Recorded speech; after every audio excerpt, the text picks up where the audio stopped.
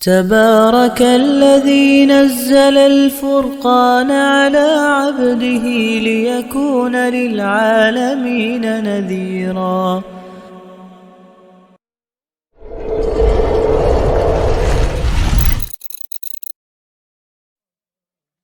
Number 3 جو ہدف ہے بہت بڑا بہت بڑا بہت بڑا، جنسی انضباط، سیکس ڈسپلن، زنا کی روک تھام. لا تقربوا الزنا انہ کان فاحشۃ وساء سبیلا. زنا کے قریب تک نہ پھٹکو، یہ نہیں کہا کہ لا تزنوا، نہیں، قریب تک نہ پھٹکو.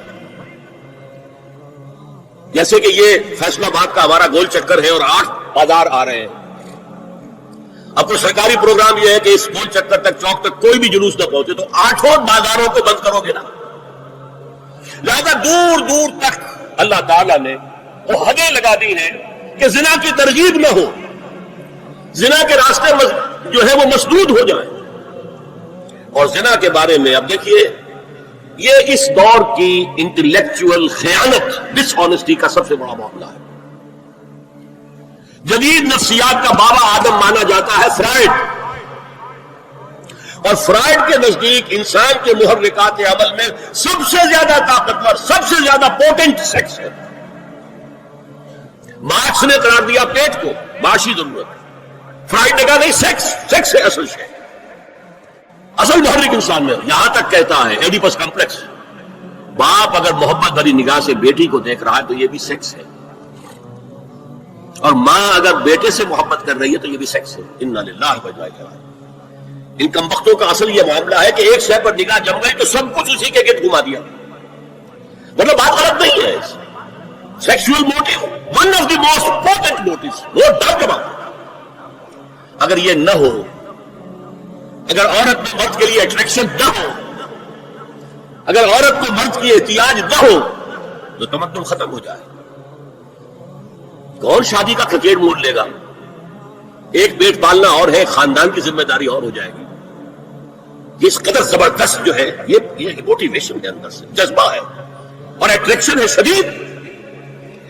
اس اعتبار سے یوں سمجھیے، جتنا زوردار گھوڑا ہو اتنی ہی زوردار لگام چاہیے اگر ڈسپلن میں رکھنا چاہتے ہیں. لہذا اس سیکس کو ڈسپلن میں لانے کے لیے کہ قانونی تعلق ہو ایک مرد اور عورت کے درمیان، ازدواج ہو، شادی ہو جائے، یا دوسرا راستہ وہ بھی تھا جو آج کل نہیں رہا، باندھی ہو کسی کی، مل کے یمین ہو، ان کے اندر سیکشول انٹرکورس جو ہے وہ ہو اور اس سے باہر نگاہ بھی نہ جائے. اس زنا کے بارے میں حضور نے جو، اچھا ایک تو میں آپ کو بتاؤں کہ قرآن اور حضور دونوں اس قدر حقیقت پسند ہے. سورہ آل عمران میں فرمایا زُيِّنَ لِلنَّاسِ حُبُّ الشَّهَوَاتِ مِنَ النِّسَاءِ وَالْبَنِينَ وَالْقَنَاطِيرِ الْمُقَنطَرَةِ مِنَ الذَّهَبِ وَالْفِضَّةِ وَالْخَيْلِ الْمُسَوَّمَةِ وَالْأَنْعَامِ وَالْحَرْثِ. انسان کے اندر محبت پلا دی گئی ہے، مزین کر دی گئی ہے. کن کن چیزوں کی؟ سب سے پہلے عورت، سب سے امپورٹنٹ موٹیو عورت، پھر بیٹے،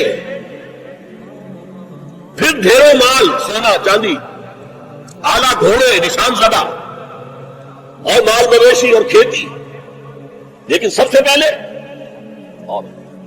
زُيِّنَ لِلنَّاسِ حُبُّ الشَّهَوَاتِ مِنَ النِّسَاءِ وَالْبَنِينَ وَالْقَنَاطِيرِ الْمُقَنطَرَةِ مِنَ الذَّهَبِ وَالْفِضَّةِ وَالْخَيْلِ الْمُسَوَّمَةِ وَالْأَنْعَامِ وَالْحَرْثِ.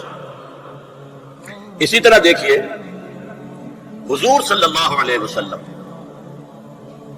فرماتے ہیں، یہ مسند احمد میں بھی حدیث ہے اور حاکم اور بیہقی نے بھی، عن انس ابن مالک رضی اللہ تعالی عنہ قال قال رسول اللہ صلی اللہ علیہ وسلم حبب الی النساء والطیب وجعلت قرۃ عینی فی الصلاۃ. اس تمہاری دنیا میں سے مجھے 3 چیزیں محبوب کر دی گئی ہیں. حبب الیہ، نمبر 1 نساء. کوئی جھجک کی ہے آپ نے بیان کرنے میں؟ ہم شاید یہ جملہ کہتے ہوئے جھجکیں گے. اللہ کے رسول نے حقیقت ہے، اس کا اعتراف کرو. بہت مضبوط موٹیو، اس میں کوئی شک نہیں، کوئی شک نہیں، کوئی شک نہیں. حبب الی النساء والطیب، خوشبو، وجعلت قرۃ عینی فی الصلاۃ، اور میرے آنکھوں کی ٹھنڈک نماز میں ہے.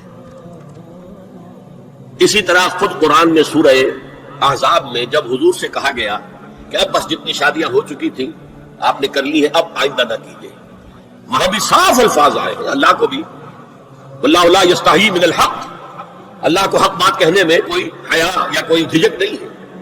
وَلَوْ أَعْجَبَكَ حُسْنُهُنَّ، اے نبی چاہے عورتوں کا حسن جو ہے وہ آپ کو بھلا لگے، لیکن اب آئندہ شادی کی۔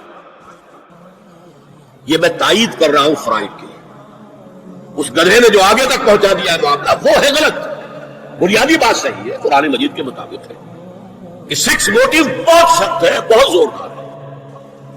اب زنا جو ہے اس کے لیے حضور نے جو کچھ فرمایا وہ سن لیجیے۔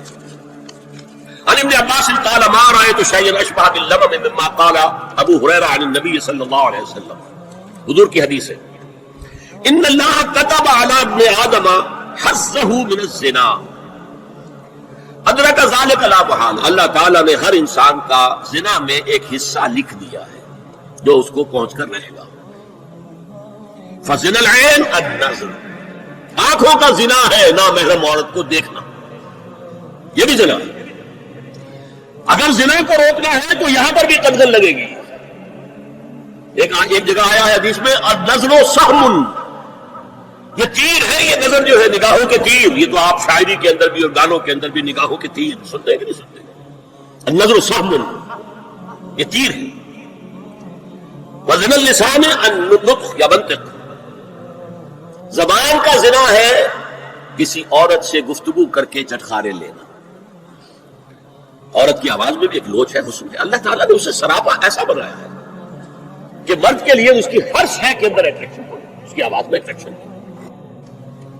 والنفس تمنا و تشتہی، اور باقی رہ گیا نفس، وہ تمنا کرتا ہے کہ اب میں اس سے آگے بھی بڑھوں اور زنا بھی کر لوں، والفرج یصدق ذلک کلہ اور یکذب، لیکن یہ ہو بھی سکتا ہے نہیں بھی ہوتا، لیکن یہ زنا تو کر چکا نا، کان کا زنا اس نے کر لیا، آنکھ کا زنا اس نے کر لیا، زبان کا زنا اس نے کر لیا، اس کو زنا کی تعریف ملا۔ ایک اور روایت ہے جو مسلم میں ہے، عن ابی ہریرہ كتب على ابن آدم نصيبه من الزنا مدرك ذلك لا محالة فالعينان زناهما النظر والأذنان زناهما الاستماع واللسان زناهما الكلام واليد زناها البطش والرجل زناها الخطأ والقلب يهوي وتمنى۔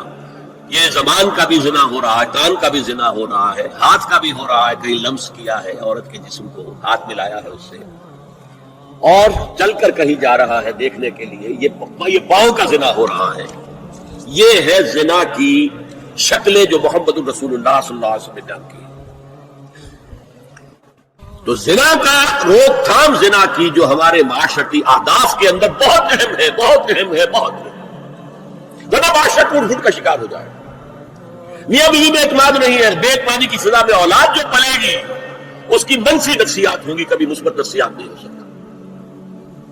والدین میں محبت ہے، آپس میں اعتماد ہے، تو ایک دوسرے پر اعتماد ہے، ایک دوسرے کا لحاظ ہے، ایک دوسرے کی دلجوئی ہے، ایک دوسرے کی مدد ہے، یہ ساری چیزیں جو ہے وہ ایک فضا پیدا کرتی ہیں گھر کے اندر، وہ ایک نارمل، ایک صحت مند فضا جس میں کہ نئی نسل پروان چڑھے گی تو وہ ایک پازیٹیو اور مثبت نفسیات لے کر پیدا ہوگی۔ اچھا اور دیکھیے اس میں کیا کیا کچھ حضور کی طرف سے آئی ہے۔ حضرت جابر بن عبداللہ فرماتے ہیں من کان یؤمن باللہ والیوم الآخر فلا یخلون بامرأة لیس معها ذو محرم فإن ثالثهما الشیطان، رواہ احمد۔ دیکھو جو شخص بھی اللہ پر اور یوم آخر پر ایمان رکھتا ہو وہ کبھی کسی اجنبی عورت کے ساتھ خلوت میں نہ رہے، ملاقات نہ کرے جس کے ساتھ کہ اس کا کوئی محرم شامل نہ ہو۔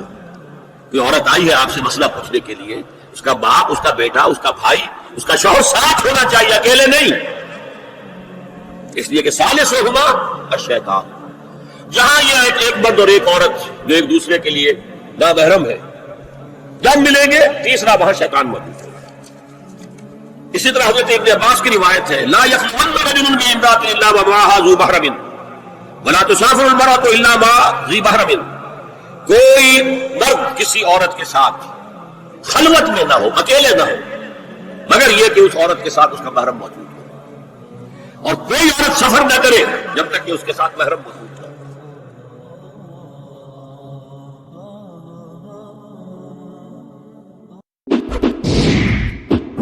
like this video, write a comment, and don't forget to subscribe. Subscribe now.